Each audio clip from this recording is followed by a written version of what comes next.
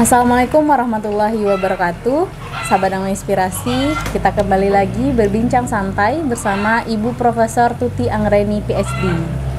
Nah, mungkin bahasan kita kali ini mengenai pengolahan dari buah, yang mana buah itu sendiri mengandung vitamin, mineral, dan juga serat. Nah, banyak bentuk olahan dari buah ini, bisa dijadikan jus, salad, dan bahkan dijadikan cemilan-cemilan ya Bu, seperti bisa dijadikan keripik, bisa dijadikan manisan. Nah, apakah bentuk pengolahan ini mengubah dari kandungan itu buah itu sendiri, Bu? Ya, jadi buah-buahan itu kan sumber dari vitamin-vitamin ya, vitamin-vitamin, kemudian komponen bioaktif ya, seperti polifenol, sehingga buah-buahan ini bagus untuk sebagai antioksidan ya, jadi untuk menyehatkan. Kemudian tentu saja buah-buahan juga mengandung serat ya.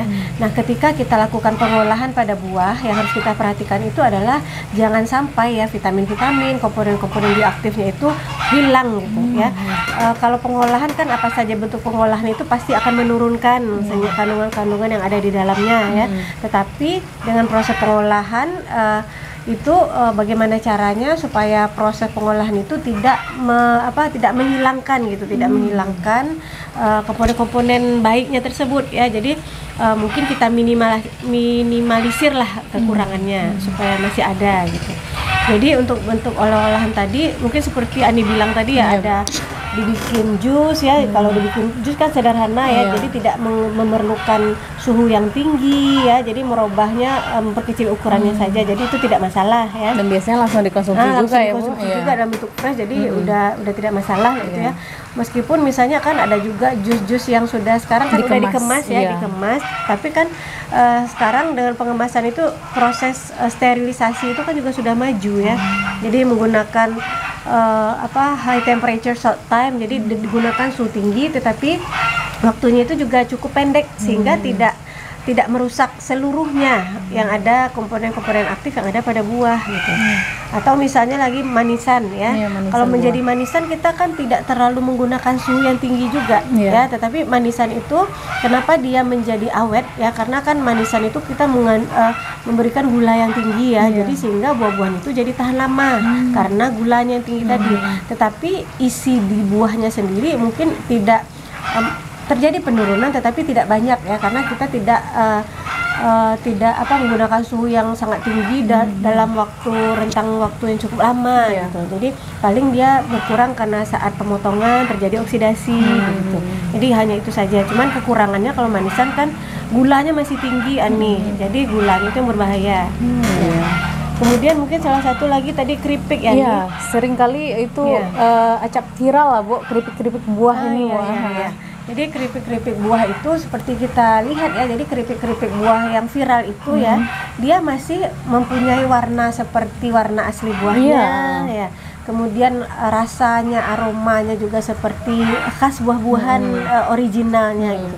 Ya, jadi karena memang keripik buah ini diproses dengan teknologi tertentu ya, jadi bisa ya, ada beberapa cara ya, metode. Jadi pertama bisa menggunakan vacuum frying. Jadi keripik itu kan kita tujuannya untuk mengeringkan buah-buahan itu ya.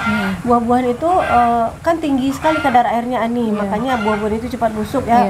Mungkin bisa lebih 90% kadar air saja ya. Seandainya bisa kita goreng saja, penggorengan itu kan untuk salah satunya menghilangkan kadar air ya. Kalau buah dengan kadar air tinggi digoreng, jadi keripik itu mungkin barangkali bisa saja kadar airnya sekitar 10% misalnya gitu ya. Jadi untuk mencapai 10% ini pasti dia keripiknya udah gosong duluan, tidak akan warna, aroma, rasa dan bentuknya pun pasti akan berubah gitu. Artinya komponen di dalamnya pasti juga ikutan berubah. Tetapi yang sekarang itu kan dikeringkan tetapi masih berbentuk asli ya. Jadi karena metode pengeringannya, jadi ada dua tadi ya. Yang pertama bisa menggunakan vacuum frying. Nah, jadi vacuum frying itu adalah alat yang kita gunakan untuk menggoreng. Menggoreng itu tetap menggunakan minyak ya, minyak goreng. Minyak goreng ini kan sangat tinggi suhu titik didihnya Ani. Jadi dia mendidih itu bisa di suhu 100-an derajat Celcius ya, bisa 130 ya. Nah, itu minyak goreng. Jadi ketika kita goreng kita menggunakan kita menggoreng buah-buahan ya, itu kan tinggi suhunya. Tetapi dengan menggunakan vacuum frying, jadi alat ini menurunkan suhu titik didih dari minyak Jadi titik didih minyak itu tidak sampai 100, sehingga dia lebih aman untuk komponen-komponen aktif yang ada pada buah-buahan ya. Jadi vitaminnya masih terjaga, polifenolnya masih terjaga karena suhu titik didih minyak itu dibikin menjadi rendah gitu. Nah, sehingga digoreng pun sampai menjadi kadar airnya menjadi kering pun tidak masalah gitu. Ya, jadi karena kita menurunkan titik didih dari minyak ya. Yang kedua kan pengeringan itu menggunakan teknik freeze drying. Freeze drying. Jadi pengeringan beku. Nah, jadi pengeringan beku ini lebih meminimalisirkan kekurangan dari. Itu bagaimana, Bu? Pengeringan beku? Ya, pengeringan. Jadi kita menggunakan pengeringan tetapi dalam keadaan beku. Buah tersebut dibekukan. Nah, jadi dia mengeringkan dengan cara membekukan dulu ya. Jadi freeze drying namanya. Nah, jadi dia mengeringkan dengan tapi menggunakan suhu beku, suhu dingin. Jadi makanya buah-buahan itu warnanya masih seperti original buahnya, masih ada aromanya khas, rasanya yang khas. Demikian juga vitamin, komponen-komponen bioaktifnya juga masih ada gitu. Ya, jadi tidak rusak seluruhnya ya. Jadi itu harus diperhatikan nih ketika kita mengolah buah-buahan. Jadi sebenarnya pun diolah seperti itu tak masalah ya, Bu ya, dengan teknologi yang tepat tadi ya. Benar. Berarti kalau misalnya buah-buahan seperti pisang yang biasa digoreng dengan minyak yang biasa dan buah-buah lain dengan minyak biasa itu malah yang mengurangi kadar air dan juga vitamin di dalamnya. Nah, mungkin sekilas mengenai pengolahan dari buah. Semoga bermanfaat. Assalamualaikum warahmatullahi wabarakatuh. Video kami kali ini, terima kasih sudah menonton. Jangan lupa untuk like, komen, dan subscribe untuk mengikuti perkembangan terbaru dari channel ini. Sampai jumpa di video selanjutnya.